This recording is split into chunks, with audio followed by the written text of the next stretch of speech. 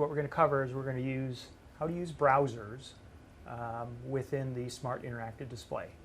Now you'll be able to use any browser that you have, so it'll be either Chrome or Internet Explorer or Microsoft Edge. And I'll show you how to actually control the browsers from the smartboard, how to digitally ink into the browsers, what to do with that ink once you have inked into a browser, and then how to capture the web page and your ink into the notebook software for use later on. So let's go to an internet site. And so we have an internet site here. Now what will happen is that you can use your gestures to be able to navigate through the website. So by putting two fingers down on the smartboard, you're going to be able to navigate and you'll be able to scroll up or down. And then, of course, if the page is larger, you'll be able to scroll to the right or the back. You'll be able to zoom into the web page as well by using two fingers to zoom in and zoom out. Now what you can also do is you have the ability to pick up a stylus. And once you pick up a stylus, you have the ability to annotate.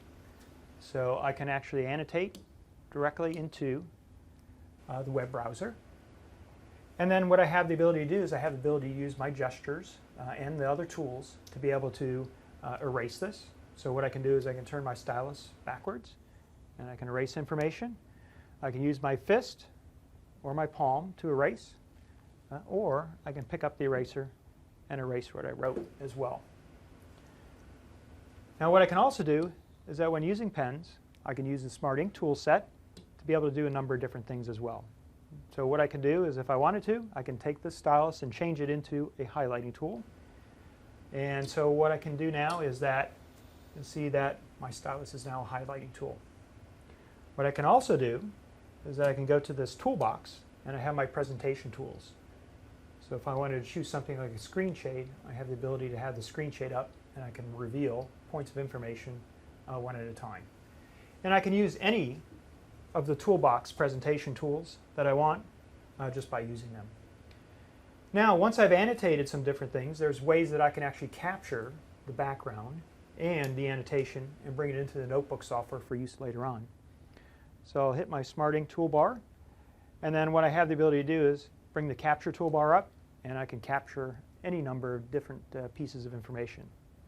So if I wanted to, I have the ability to draw a rectangle around something, and then what I can do is I can actually capture that into the notebook software for use later on.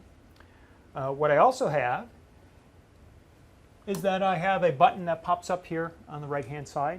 It's a small ink representation, and if I touch that, I have the ability to capture my ink and the entire background and send it to a new page within the notebook software. So let's take a look and see what that looks like.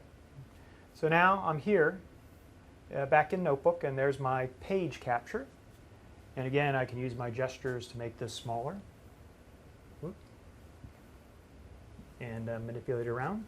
If I go to a different page, here's my smaller capture that I've captured as well.